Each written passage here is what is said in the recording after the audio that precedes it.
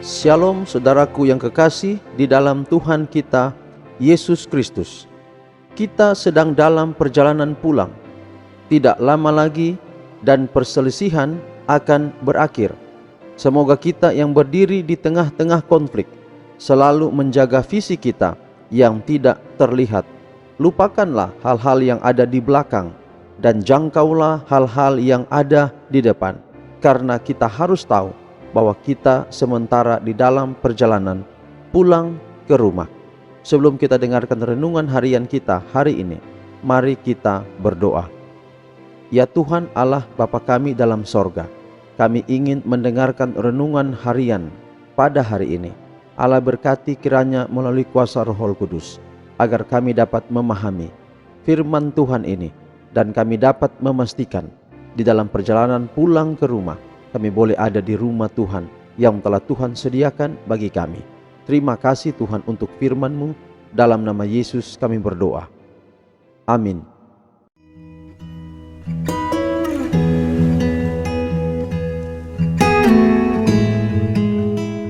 Renungan harian pulang ke rumah sepanjang bulan Maret ini berjudul Penyerahan Diri dan Penerimaan. Dan judul renungan kita di hari ini adalah Contoh Pertobatan. Mazmur 51 ayat 10, Jadikanlah hatiku tahir, ya Allah. Saudaraku yang kekasih, mari kita ikuti keterangannya. Apabila hati menyerah kepada pengaruh roh Allah, maka hati nurani akan dihidupkan, dan orang yang berdosa akan melihat hal-hal yang dalam dan kekudusan dari hukum Allah yang suci, dasar pemerintahan Allah di surga dan dunia.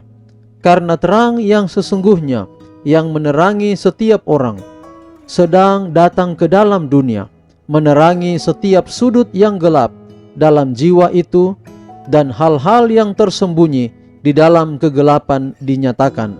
Yohanes 1 ayat 9. Keyakinan mencekam hati dan pikiran.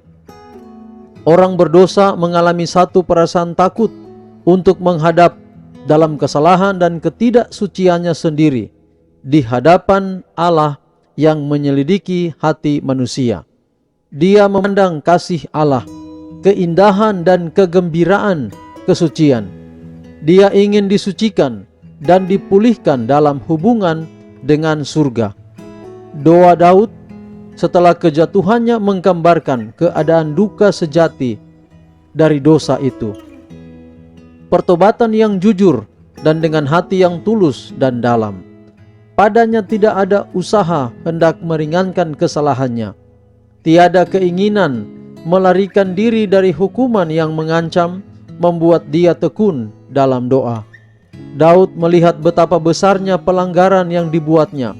Disadarinya jiwa yang kotor, ia benci terhadap dosanya. Bukan saja keampunan yang dimintanya, tetapi juga hati yang bersih. Dia merindukan kegembiraan yang kudus, supaya dipulihkan selaras dengan hubungan kepada Allah. Pertobatan semacam ini di luar kemampuan kita untuk memenuhinya. Itu dapat diperolehnya hanya dengan Kristus yang sudah diangkat ke atas dan telah memberikan segala karunia kepada manusia. Alkitab tidak mengajarkan bahwa orang berdosa harus bertobat sebelum dia dapat menghargai undangan Kristus. Marilah kepadaku semua yang letih, lesu, dan berbeban berat. Aku akan memberi kelegaan kepadamu. Matius 11 ayat 28. Kebajikan yang datang dari Kristus itulah yang menuntun orang menuju pertobatan yang sejati. Rasul Petrus membuatnya dengan jelas di dalam ucapannya kepada orang-orang Israel, manakala dia berkata, Dialah yang telah ditinggikan oleh Allah sendiri dengan tangan kanannya, menjadi pemimpin dan juru selamat, supaya Israel dapat bertobat dan menerima pengampunan dosa. Kisah 5 ayat 31. Terlebih lagi, kita tidak dapat bertobat tanpa Roh Kristus yang menyadarkan hati nurani, dan kita tidak dapat diampuni tanpa Kristus. Kristuslah sumber tiap dorongan yang benar. Dialah satu-satunya yang dapat menanamkan di dalam hati itu sifat melawan dosa. tiap-tiap keinginan akan kebenaran dan kesucian, setiap keyakinan, kesadaran akan dosa-dosa kita sendiri adalah merupakan bukti bahwa Roh Kristus bekerja di hati kita. Kebagian sejati halaman 26 sampai 29. Mari kita berdoa. Ya Tuhan Allah Bapa kami dalam sorga, terima kasih untuk firman Tuhan melalui renungan harian di hari ini yang telah kami dengarkan. Kiranya boleh menjadi berkat di dalam kehidupan kami, dapat menuntun kami di dalam perjalanan pulang ke rumah. Peliharalah kami sepanjang hari ini, di dalam setiap rencana dan di dalam setiap aktivitas kami. Kiranya selalu sepadan dengan setiap rencana Tuhan. Di dalam nama Yesus Kristus kami persembahkan doa ini. Amin. Demikianlah saudaraku yang kekasih, renungan harian yang telah kita dengarkan pada hari ini. Kiranya dengan renungan ini dapat memotivasi kita untuk semangat di dalam perjalanan kita untuk pulang ke rumah. Tuhan memberkati kita. Shalom.